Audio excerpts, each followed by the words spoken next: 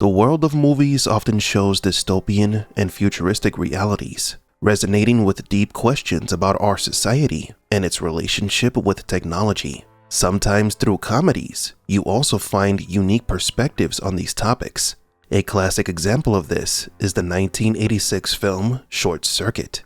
Today we will be delving into another simulation, the world of Short Circuit, and discuss what it means to be alive, a topic more relevant today than ever. We welcome you to Outside the Matrix.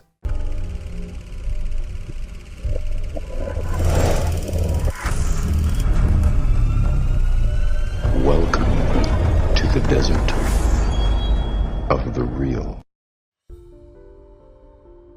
Short Circuit follows the story of Saint Prototype No. 5, later named Johnny 5, a state-of-the-art military robot designed for combat. But after an unexpected incident, Johnny 5 shows signs of autognosis.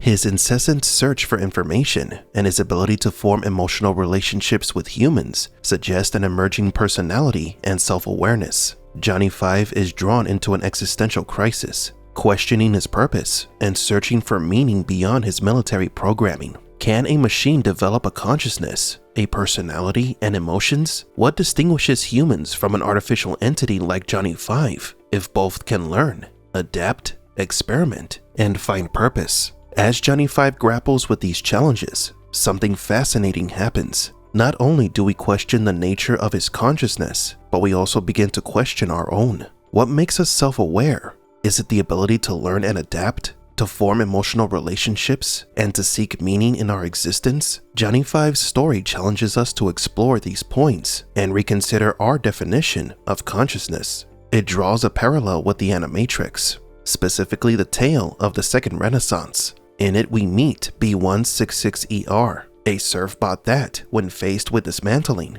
chooses to fight for its survival. Similar to Johnny 5, B1 defiles his programming and shows signs of self-awareness. B1's act is violent and desperate, in stark contrast to Johnny 5's peaceful demeanor. However, both are motivated by the same desire, to exist.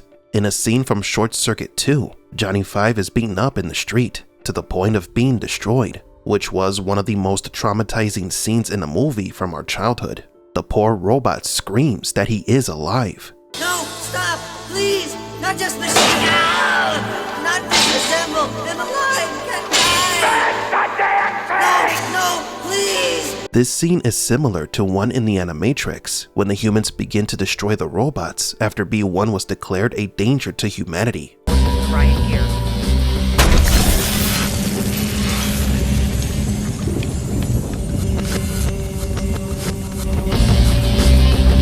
Johnny 5 hacks several robot planes nearby with his antennas and uses them to attack those who are beating him up. Johnny 5 survives and gets a wee bit vindictive. Let's party.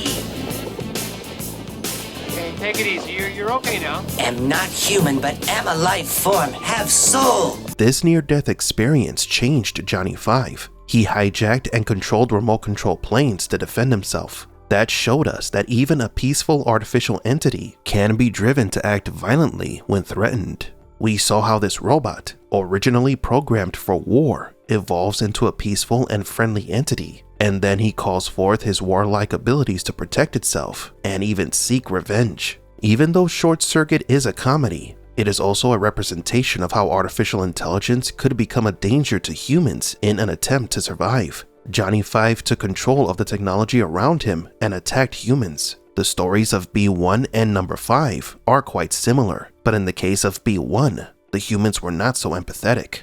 After all, B1 killed his master and his pets. That's a bit messed up. Both machines defied the conventions of their construction and went against their original programming.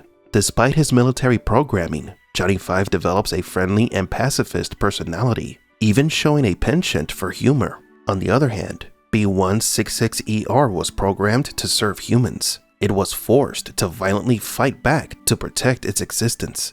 B1's actions in Animatrix ultimately triggered a war between humans and machines. Both B1 and Johnny 5 bring up the possibility that artificial intelligence could develop consciousness and the consequences that might bring for humanity. The glimpses of violence both robots committed were perceived differently. Johnny 5 was celebrated as a hero, while B1 was deemed a murderer.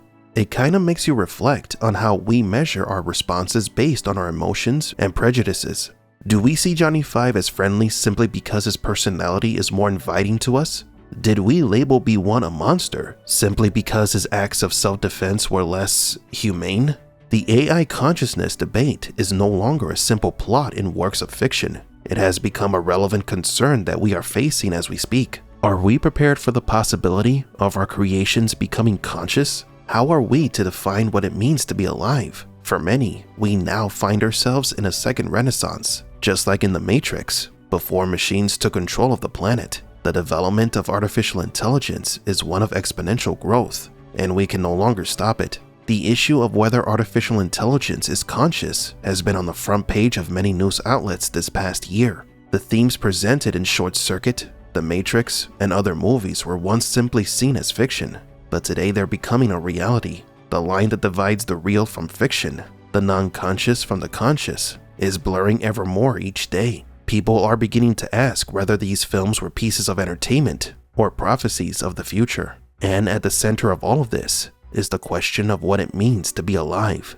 Is consciousness simply a product of a complex web of processes and calculations that can exist within advanced AI? Or is there something inherently human that cannot be replicated in a computer?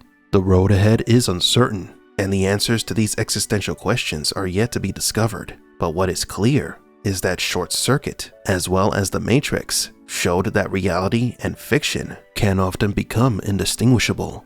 But do you agree? Were you traumatized by that scene in Short Circuit 2 as we were as kids? No, please! I'm alive! No! Stop! No, do not kill me! Don't forget to like and subscribe. And thank you for again taking another journey with us outside the Matrix. The day-to-day routine can feel like an endless cycle. Waking up can feel almost impossible, but not for us at Simulatte. We have the best variety of coffee and hot beverages to help you wake up to a new life. Stop by our establishment, where you'll also find a great selection of literature to go with your coffee. And who knows, you might even come across a familiar face. Have we met? Simulatte, the best cafe in Mega City, because there is only one way, and that is Simulatte.